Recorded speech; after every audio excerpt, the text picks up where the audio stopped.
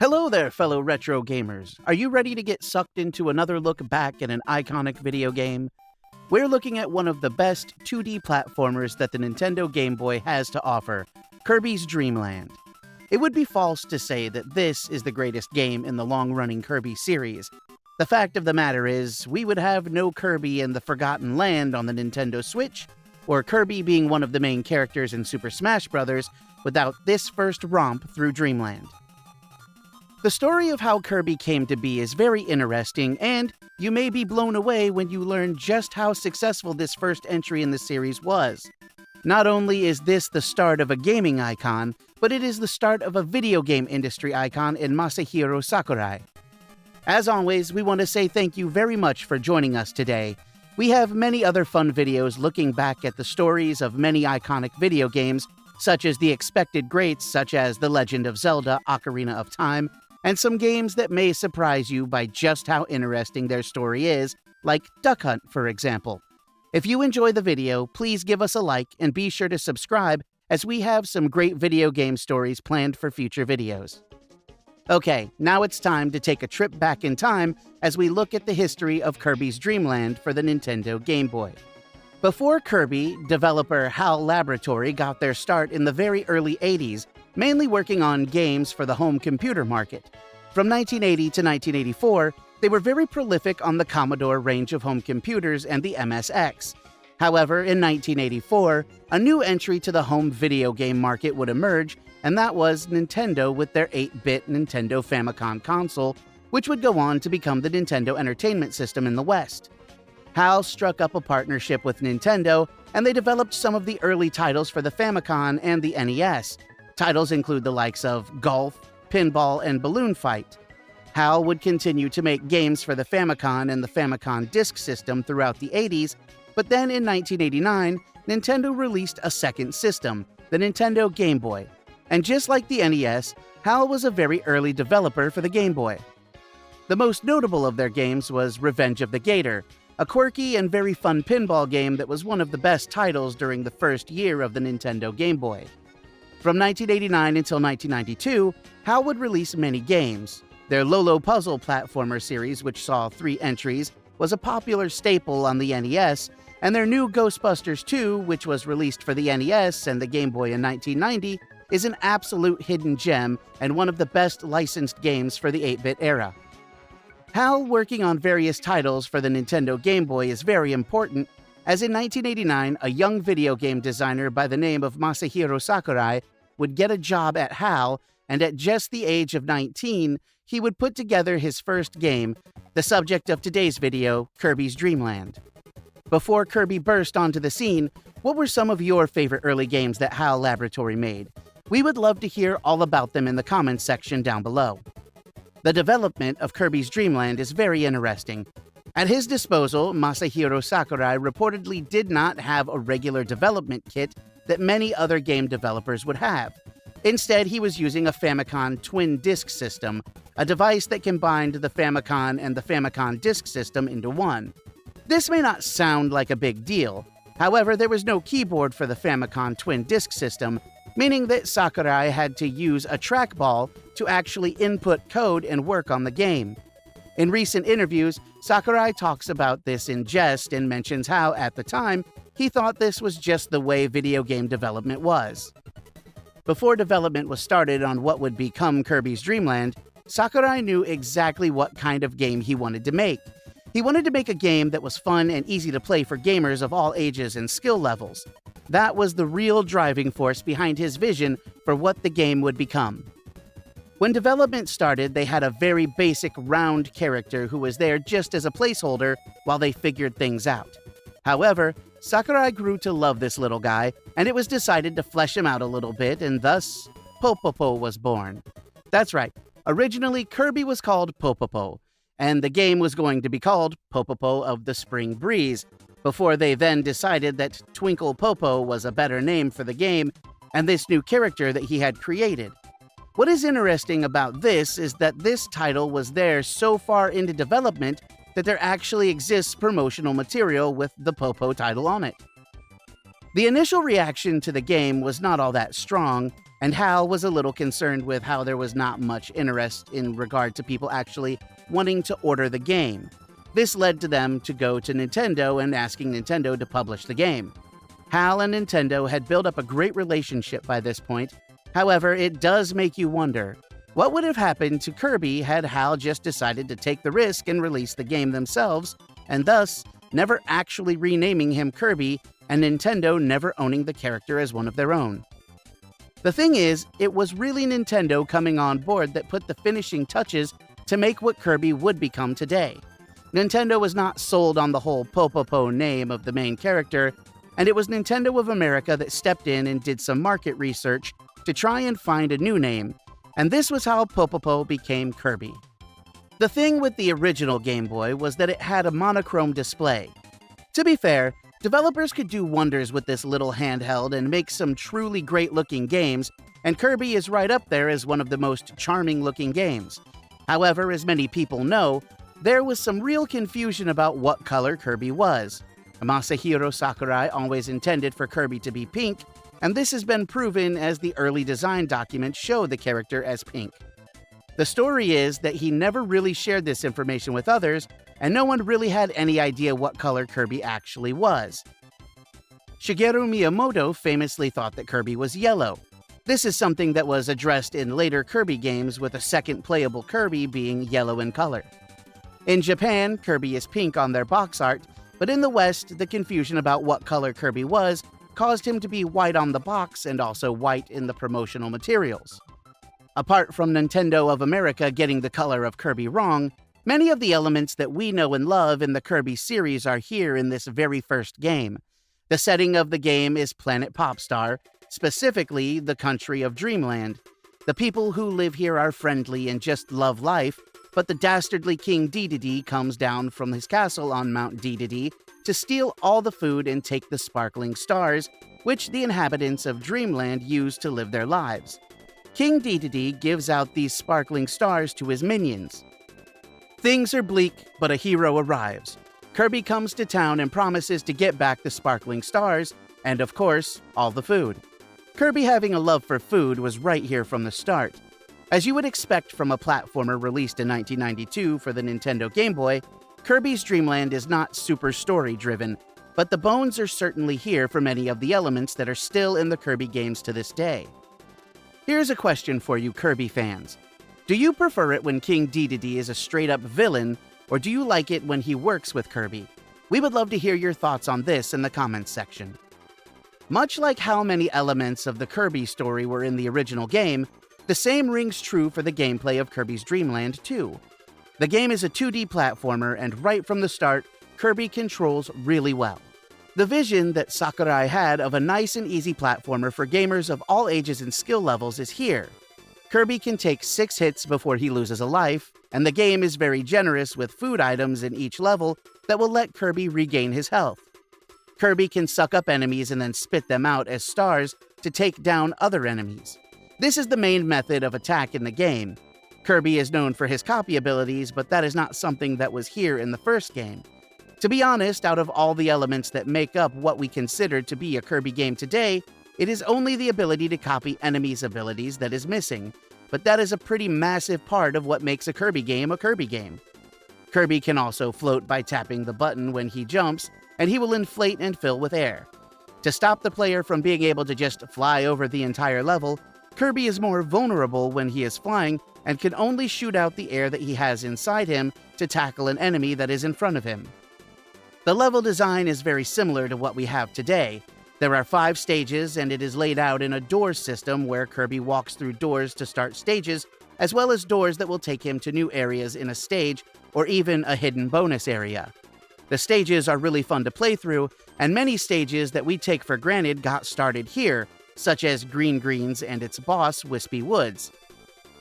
Charming and fun is easily the best way to describe the gameplay of Kirby's Dream Land and the series in general. The game may be on the easy side, but if you beat the game, you are rewarded with a new game mode called Extra Game. To access Extra Game, you need to press up on the D-pad along with the A and Select buttons while you are on the main menu. Extra Game will change things up by having harder enemies that take more hits to kill and dish out more damage. Bosses are also made much more difficult thanks to having new powerful attacks. This is a real test and something that is great for those who can breeze through the regular game. Those players who defeat the extra mode are given another code that can be used. Pressing down on the D-pad along with the B and select buttons will give you access to the configuration menu. This lets players take a more hands-on approach with things, allowing them to decide how much health Kirby will have and how many lives Kirby starts his trickier adventure with. This also opens up a sound test mode where you get to listen to the awesome music that was composed by Jun Ishikawa, who did a fantastic job in working with the rather modest sound capabilities that the Game Boy had to create some very memorable and fitting songs. So all the elements were in place, and it was time for Kirby's Dream Land to be released. Speaking of Dreamland, we need to address the fact that when the game was released first in Japan in April of 1992, the title was Hoshi no Kirby, translated to Kirby of the Stars, and as we already talked about, Kirby was actually pink on the Japanese box art. The title was changed to Kirby's Dream Land, and of course, he was now white on the box art as the game was released in the USA in August of 1992, and then in Europe in time for Christmas in December of 1992. The fact that HAL and Nintendo were able to hit all major regions in the same year is very impressive. Kirby, right from the start, was a massive hit, and before the game had been on store shelves for a year, it had sold over 1 million copies. By the last recorded count, which was in 2010, Kirby's Dream Land has sold over 5 million copies around the world. This was a massive hit for HAL, easily their most successful game to date, and it established Kirby as a gaming superstar. It was a real must-have title for the Game Boy. It can take some franchises a few entries before they reach the heights that Kirby did in its first try. As a matter of fact, this may blow your mind, but Kirby's Dream Land remained the best-selling Kirby game until 2022's Kirby and the Forgotten Land on the Nintendo Switch. The critics of the day spoke quite fondly of Kirby, but it is fair to say that it did not exactly blow people away. People seemed to think that it was a fun and charming platformer that played well, but while some reviews loved it, this was not a huge critical darling when it was initially released like many people seemed to think it was. To be fair, Kirby had some stiff competition when it came to platformers in 1992. Super Mario Land 2, 6 Golden Coins, would also be released in 1992, and that did become the main focus for many gaming outlets when it came to the original Game Boy. Kirby actually sold consistently well for a few years and was readily available in many gaming stores all over the world. These days, Kirby's Dream Land is still a popular game for collectors. Just a loose Game Boy cartridge has an average of $25 according to price charting as of the making of this video. A complete copy is currently listed at $93, which for a game as great as this is not completely out of line. The last new copy that sold as of making this video sold for $595. In the USA, 4 years later in 1996, Nintendo would re-release Kirby's Dream Land as part of their Nintendo Player's Choice range. This was a real missed opportunity, as by 1996 it was well established that Kirby was pink. Instead of fixing the mistake on the Western box art, the white Kirby remains, and the only difference is the Nintendo Player's Choice packaging. This is a little less sought after than the regular release. As of making this video, a loose copy of the game can be had for around $22. Boxed, the average is around $80, and the last new in-box copy was sold for $186. In Europe, they had a slightly different take on the Nintendo Player's Choice of budget-priced re-releases. They had the Nintendo Select range, and these came in red boxes. Like the American release, though apart from the Nintendo Select's packaging, the box art was the same, including the white version of Kirby. With the Game Boy being region-free, this is the most affordable way to add Kirby's Dream Land to your collection. As of making this video, a loose copy of the Nintendo Select's Kirby Dream Land can be yours for just over $5. A boxed copy comes in at $20, and a new in-box version was sold for just $47. On the Super Nintendo, HAL and Nintendo would release Kirby Superstar, which featured a collection of 6 Kirby games, one of which was a somewhat remake of Kirby's Dream Land called Spring Breeze. Then in 2008, for the Nintendo DS, we got an enhanced remake of the Super Nintendo title called Kirby Superstar Deluxe, which once again featured the Spring Breeze remake. It would take a long time for Nintendo to officially re-release the original Kirby's Dream Land, but that time would come in 2011 when the game was re-released as part of the Virtual Console service for the Nintendo 3DS. You may think that the game would also have been released on the Nintendo Wii's Virtual Console service too, but that was not the case, and there is a good reason for that.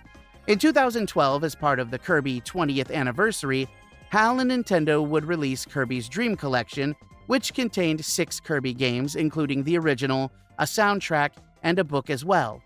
In 2023, as part of the Nintendo Classics Collection, which is part of the Nintendo Switch Online service, Kirby's Dream Land was one of the first titles to be added to the Game Boy collection. What version of Kirby's Dream Land would you add to your collection? Would you have to have the original, or would you be okay with one of the re-releases? Let us know in the comments section below. With Kirby's Dream Land being such a huge hit, the franchise would spawn 11 games in just 5 years on all 3 of the systems that Nintendo had available during this time. Kirby's Adventure would release on the NES in March 1993 in Japan, May 1993 in the USA, and PAL territories in September of that same year. For as great and fun as Kirby's Dream Land was, it is Kirby's Adventure that really gave us the first of what we really consider to be a Kirby game today. Kirby is actually pink on the screen, and most importantly of all, Kirby now has his famous copy abilities where once he sucked up specific enemies, he could get their abilities to then use against enemies and bosses. Also in 1993, the Game Boy would get another Kirby game in Kirby's Pinball Land, which is very fitting as 1989's pinball game, Revenge of the Gator, was a pretty big hit for HAL. Mixing Kirby with their pinball gameplay was a fun idea. In 1994 and 1995, HAL would shift their focus to the 16-bit Super Nintendo with the spin-off games Kirby's Dream Course, a fun golf-style game where you use Kirby as a ball, and 1995's Kirby's Avalanche, which was a puzzle game. However, HAL was not done with the Game Boy just yet, as in 1995 they would make a full sequel in Kirby's Dream Land 2. This was a massive game and once again added more layers to the Kirby experience that we know and love to this day. The most notable new addition here is the inclusion of Kirby's famous animal buddies, Rick the Hamster, Coo the Owl, and Kind the Fish.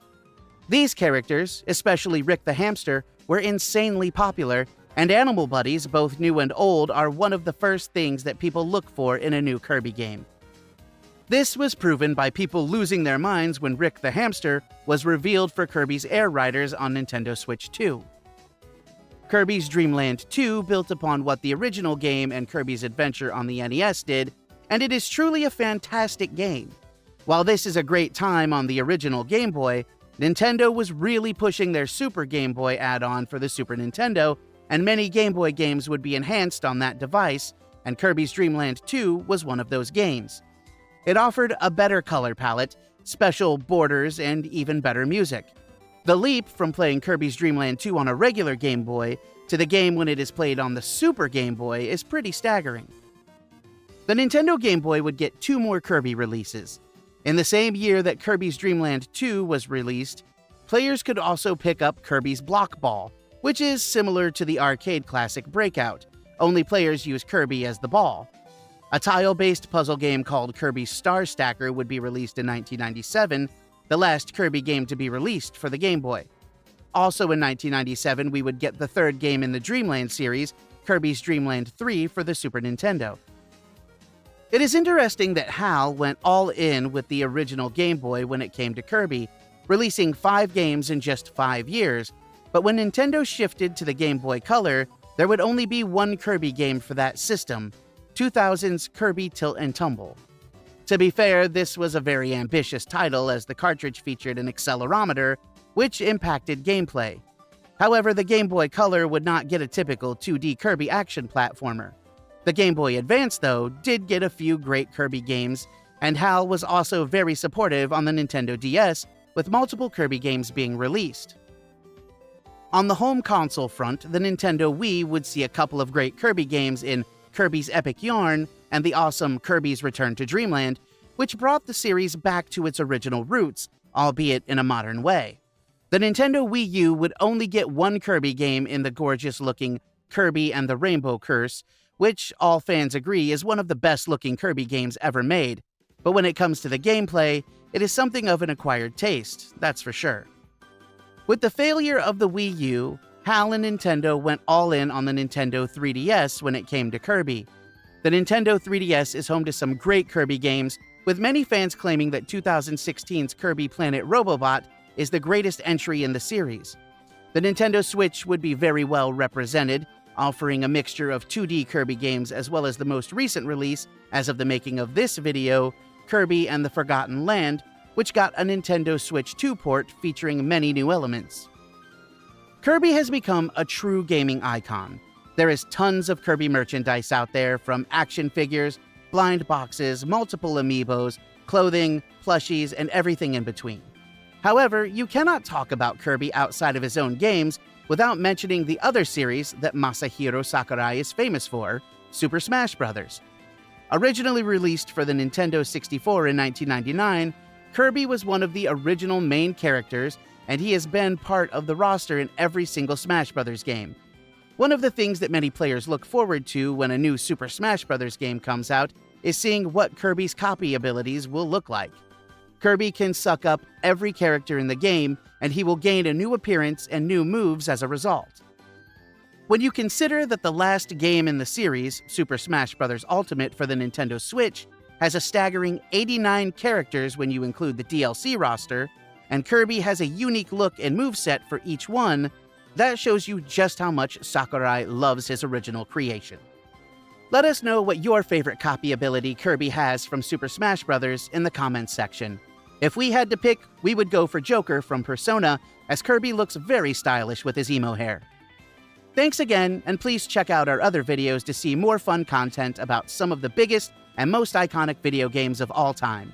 We have some awesome games to talk about in future videos, so be sure to hit that subscribe button so you don't miss out.